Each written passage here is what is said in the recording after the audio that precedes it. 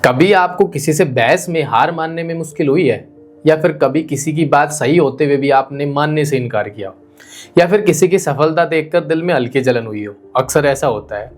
अगर हाँ, तो ये आपका अहंकार यानी ईगो है, वो अदृश्य चीज जो आपकी सोच, रिश्ते और जिंदगी को चुपचाप कंट्रोल करता है।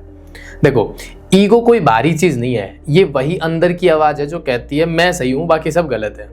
आज हम इसी ईगो का मुखौटा हटाएंगे, समझेंगे कि ये हमें कैसे धीरे धीरे तोड़ती है और इससे बाहर निकलने का रास्ता क्या है।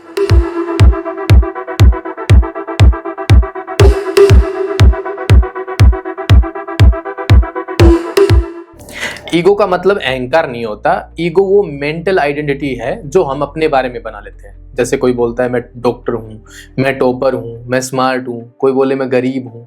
ये सारे टैग हमारे अंदर एक इमेज बनाते हैं, और जब कोई उस इमेज को चैलेंज करता है तो सीधा ईगो रिएक्ट करती है। ईगो को इंसल्ट नहीं सहन होती, क्योंकि वो इनसिक्योरिटीज पर खड़ी होती है।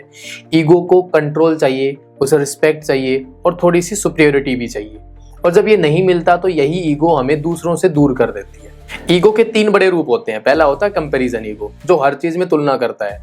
उसके पास गाड़ी है, मेरे पास पैसे नहीं है, वो तो आगे बढ़ गया, मैं क्यों नहीं बढ़ पा रहा। ये ईगो हमें ग्रेटिट्यूड से दूर ले जाता है। दूसरा होता है वैलिडेशन ईगो, जो हर वक्त दूसरों से अप्रूवल चाहता है। लोग क्या सोचेंगे, यही इसका मेन मंत्र होता है। और जब लोगों की तारीफ नहीं मिलती है तो ये अंदर से बिल्कुल टूट जाता है। आप खुद देखो, कई बार हम क्या करते हैं, कुछ जोक सुनाते हैं किसी को, या कई बार हमने कोई गाना सुना है, बदले में अगर किसी ने कोई रिप्लाई नहीं कराया, किसी ने ये नहीं कहा कि भाई तूने तो बहुत अच्छा गाना गाया, तो हम बिल्कुल अंदर से ऐसे हो जाते हैं कि इसने कोई जवाब क्यों नहीं दिया। तो हमेशा इसको कुछ ना कुछ अप्रूवल चाहिए। अब तीसरी ईगो पे हम बात करते हैं, सुपीरियरिटी ईगो, जो कहती है मुझसे अच्छा कोई नहीं। ये ईगो सबसे खतरनाक होती है, क्योंकि ये सीखने की क्षमता बिल्कुल खत्म कर देती है, और जहां लर्निंग रुकती है वहीं ग्रोथ भी रुक जाती है। ईगो और कॉन्फिडेंस में फर्क होता है। कॉन्फिडेंस कहता है मैं कैपेबल हूं, मैं ऐसा कुछ कर दूंगा, अच्छा करके दिखा दूंगा, बल्कि वहीं ईगो कहता है मैं दूसरों से बेहतर हूं। कॉन्फिडेंस ग्रोथ लाता है और ईगो हमेशा कंपैरिजन लाती है। कॉन्फिडेंस आपको ग्राउंडेड रखता है, ईगो आपको ब्लाइंड कर देता है। ईगो के नशे में इंसान दूसरों को नीचा दिखाकर खुद को ऊपर रखता है, लेकिन अंदर से वो बहुत खाली होता चला जाता है। हमारे रिश्तों को भी बर्बाद कर देता है ईगो। देखो, ईगो रिश्तों में सबसे बड़ा जहर होता है। कई रिश्ते इसलिए नहीं टूटते क्योंकि प्यार खत्म हो गया, बल्कि इसलिए क्योंकि किसी ने सॉरी नहीं कहा। पति पत्नी, दोस्त, भाई, साथी, हर रिश्ता ईगो की एक खामोश दीवार के पीछे हमेशा दम तोड़ देते हैं।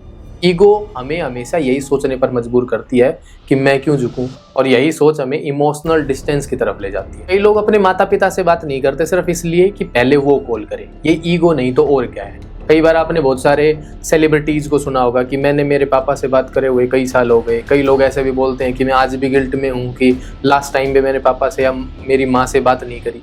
तो ये सिर्फ एक ईगो है जो बहुत धीरे धीरे हमारे बहुत सारे रिश्तों को खा जाता है। और ये ईगो सिर्फ रिश्तों में नहीं, करियर में भी बहुत नुकसान करता है। जब कोई फीडबैक देता है और हम कहते हैं मुझे सब पता है, तो वहीं ईगो हमें इम्प्रूव करने से रोकती है। बहुत से लोग इसलिए फेल होते हैं क्योंकि वो सीखना बंद कर देते हैं, क्योंकि ईगो उन्हें ये यकीन दिला देती है कि मैं ऑलरेडी परफेक्ट हूँ। क्योंकि हर सक्सेसफुल इंसान के अंदर क्यूरियोसिटी होती है, ना कि एरोगेंस।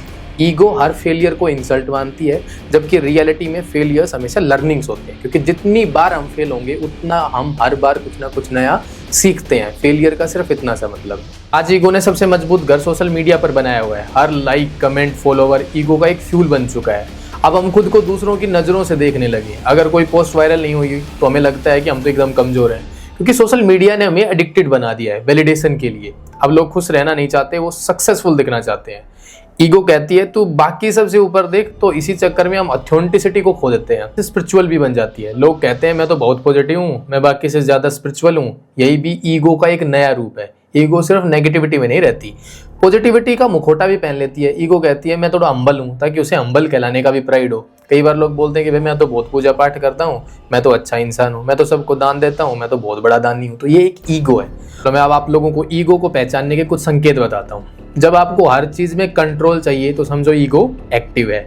जब आपको हर बहस में जीतना है तो समझो ईगो बोल रही है। जब आप अपनी गलती मानने से डरते हैं तो ईगो प्रोटेक्ट कर रही है। जब आप दूसरों की सफलता देखकर अनकंफर्टेबल महसूस करते हैं तो इसका मतलब है ईगो ट्रिगर्ड है।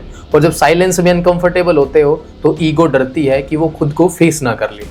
ईगो से बाहर कैसे निकला जाए? अब ये क्वेश्चन आता है कि जब इतनी सारी हर चीज हमें ईगो लग रही है तो इससे बाहर कैसे निकले। देखो, ईगो से निकलने का सबसे पहला तरीका है अवेयरनेस। जब आप समझते हैं कि मैं रिएक्ट नहीं कर रहा, मेरी ईगो रिएक्ट कर रही है, तो वहीं से हीलिंग शुरू हो जाती है। कम से कम अंदर से आदमी को ये तो पता चल गया कि कुछ ना कुछ जो मैं कर रहा हूँ वो मेरी ईगो है, मैं एग्जैक्टली उसमें हूँ नहीं। तो दूसरा तरीका हमारे पास होता है ग्रेटिट्यूड। जब आप हर चीज़ के लिए थैंकफुल रहते हैं तो कंपैरिजन और जेलसी खुद खत्म होने लग जाती है। छोटी छोटी चीज़ों के लिए थैंकफुल रहो तो वो थोड़ा थोड़ा आपको हील करती है। तीसरा होता है लिसनिंग। जितना ज़्यादा आप सुनेंगे उतना ईगो डिसॉल्व होगा, क्योंकि ईगो को बोलना पसंद है और सुनना बहुत कम पसंद है। और चौथा है लर्निंग। हर दिन कुछ नया सीखिए। जो सीखता है वो इवॉल्व होता है, जो सोचता है कि सब जानता है वो ईगो में फंस जाता है। और ईगो हमें ये महसूस करवाती है कि हम दूसरों से अलग हैं, लेकिन सच्चाई ये है हम सब एक ही जर्नी पर हैं, बस सब लोगों की स्पीड अलग है। ईगो टेम्परेरी सेटिस्फेक्शन देती है पर परमानेंट आइसोलेशन लाती है, और जब आप ईगो के इल्यूजन से बाहर आते हैं तभी असली फ्रीडम भी मिलती है। ईगो कहती है मैं कुछ हूं और अवेयरनेस कहती है मैं सबके साथ हूं। तो अगर आप खुद को इन बातों में पहचानते हैं तो खुद को जज मत कीजिए, बस ऑब्जर्व कीजिए, क्योंकि ईगो को हराने का सबसे अच्छा तरीका है उसे समझना, ना कि उससे लड़ना।